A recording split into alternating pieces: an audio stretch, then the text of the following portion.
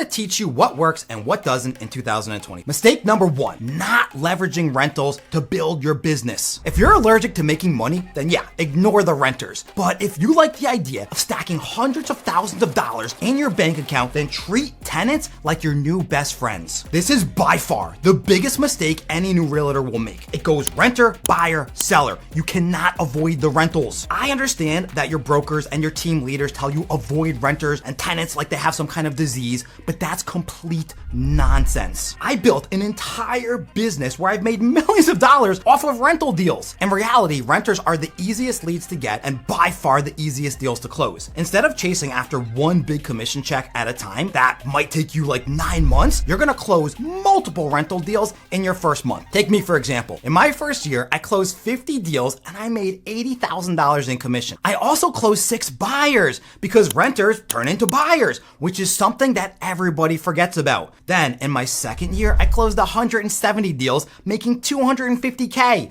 But my third year, that's where the magic really happened. I ended up closing 250 deals and I made $510,000. Yes, $500,000 after being in real estate for 2 years. So don't listen to all this outdated advice because the housing market that we're in means rentals are king. But don't get me wrong, I mean, the market's not good. Demand is soft, interest rates are high, tariff uncertainty, consumer confidence is not great. So what we believe is happening is investors or buyers are kind of taking a pause. There's still the underlying demand. You're gonna make a little bit less money per deal, but you make up for it in volume. Listen to this. The average sale takes at least 20 to 40 hours of your time, but there's so much that can go wrong, meaning you're gonna lose a lot of the buyer and seller deals that you start. But for rentals, almost nothing can go wrong because they only take like an hour or 2 of work. What I'll do is I'll link my trainings on how I do my rental strategies at the end of the video, so you can basically just copy that. But even if you learn how to work with renters, if you don't avoid the next mistake, none of this is gonna matter. Which brings me to mistake number 2, ignoring long-term relationship building. If you think the deal is over once it's closed, I got some news for you. It's not. Over 30% of renters become homeowners within 1 to 3 years. Building these relationships early will significantly expand your buyer pipeline in the long run. I talked about how I converted renters into buyers in my first year, but what about in the following years? Because you could easily close dozens of buyers the more rentals you start to stack in the future. Think about it this way. If you close 200 rentals in the next 2 years and convert 30% of them into buyers, that's 60 buyers you get every year. The average buyer commission is like $12,000. So you're gonna make $720,000 as a brand new agent within a couple years if you focus on keeping in touch with your clients. Yes, that works with buyers as well because they're gonna eventually turn into sellers, but as a brand new agent, you're not ready for that yet. Don't listen to anyone that tells you to go after the listings. That's for seasoned agents only. I understand, you might get lucky with the listing here and there, but it should never be your focus until you have a lot of experience under your belt. To follow up with your clients, I actually created this really cool 369 system that basically keeps you top of mind for all the previous clients that you've closed. What I mean by that is you're gonna reach out to them every 3, 6, and 9 months, with each checking having a little bit different of an objective. Now, let me tell you, you could do this manually or with a CRM. It really doesn't matter. As long as you're doing it,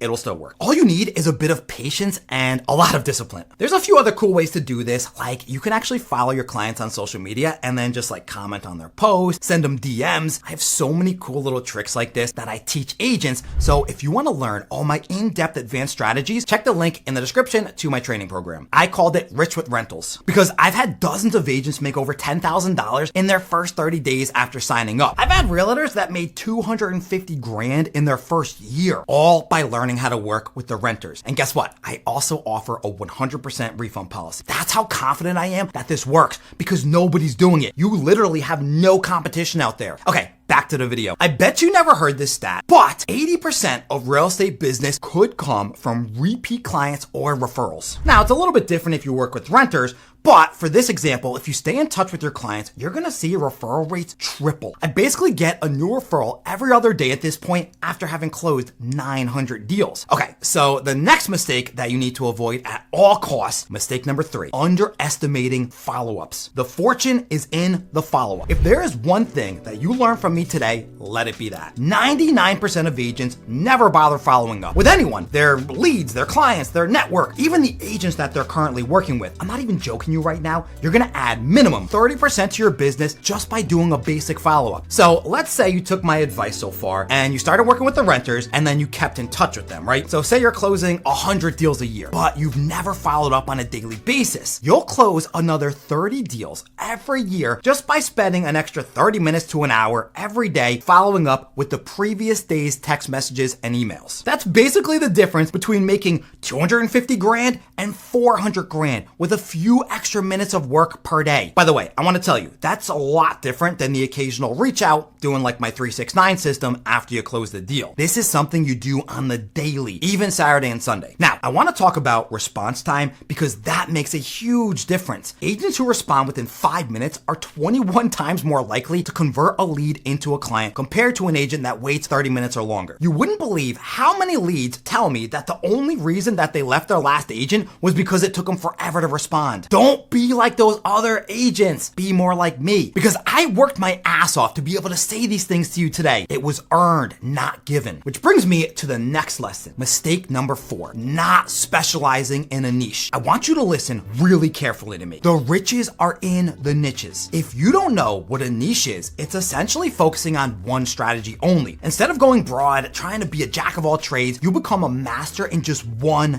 thing. There are so many advantages to doing this as opposed to spreading yourself too thin. It's critical if you want to become a top agent. Here's the thing. It's all right if you want to try a few different strategies and see which one you like the best, but do not make a habit out of that. You want to play around with the top lead generation techniques for like a week or two tops, then pick your favorite one that gets you the best result. Because at the end of the day, your business relies so heavily on leads that it's your main focus. If it's not, you might as well quit real estate now. Think about it. What's your end goal in this business? To cash commission checks, to make money. If you don't have leads coming in, how on earth are you going to close the deal if there's no one to close? You would be astonished how many agents get this part of the business wrong. That's why 71% of realtors closed 0 deals last year, and we're at like a 90% failure rate because agents are not focused enough on generating leads every single day. Me personally, I generate 100 rental leads every single day. It's a big reason why I jumped from doing 80,000 in commission my first year all the way up to 500 grand within 2 years because I niched down. Like I said, my niche was rentals, but let me give you some other examples of niches that you can do. You could do open houses, boring, or you could do for sale by owners. Maybe you want to try door knocking. Okay. Or maybe you can send out thousands of mailers a day. Either way, regardless of which niche that you pick, you have to become the very best in it. Because if you do, that's what you're going to be known for. Like, you could be known for the king of sitting at empty open houses by yourself for 4 hours a day. Or maybe the queen of being the 90th agent to annoy the hell out of a for sale by owner. I think you get the drift, so let me stop talking shit about all these outdated strategies, because the truth is, even if you do one of these, as long as you're only doing that, you're going to make some kind of money. Not much, but some. And something is a little better than nothing, which leads me right into the biggest blunder new agents make and how to fix it. Mistake number 5, neglecting market data. How the hell are you supposed to help a client out when you don't even know what's going on in your market? It's impossible. It's like the blind leading the blind. Never gonna work unless you heavily research everything that you're gonna be selling. You have to know all the numbers down to the last house that sold in that neighborhood by the price per square foot.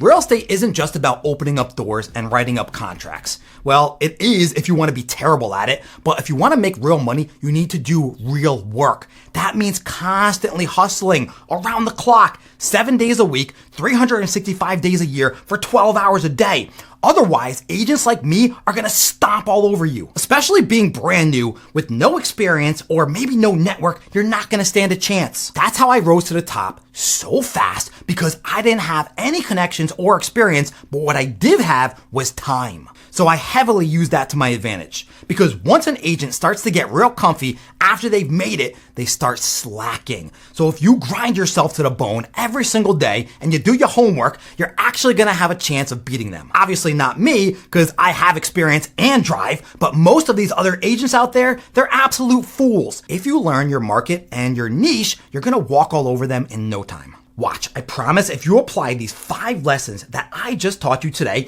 you're gonna become a top agent in your area within the next year or two tops. That's a guarantee, just like I did. It's really simple. Just study how many houses are being sold or rented and why. Learn how to run a proper CMA, which I'm actually going to link at the end of the video because that's extremely important. You have to study the housing market for at least an hour or two every day because when a client or a lead asks you a question, you instantly have the answer. There is nothing anyone can ask me that I don't immediately know the answer to, even if it means making something up. Obviously, I'm just kidding, but seriously, if you learn your stuff, I promise these buyers, sellers, and renters, they're not even gonna realize that you're a new agent. They're gonna be so impressed with your knowledge, you're actually gonna get a loyal client for life. Then they're gonna refer you to all their family and friends because of how much they respect you. All right, let's recap all the gems that we learned today, and there was a lot of them. Mistake number 1 was ignoring the renters, which is a big no-no.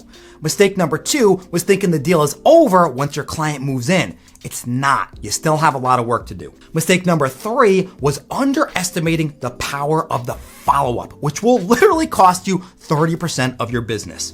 Mistake number 4 was not specializing in one niche only, which is the easiest way to retire from real estate, but not in a good way. Mistake number 5 was not studying the market data, meaning you don't know what the heck you're talking about, and everybody else is gonna pick up on that. If you avoid these 5 mistakes, you're gonna be a millionaire agent within your first few years, just like me. But if you thought this video was over, you're right.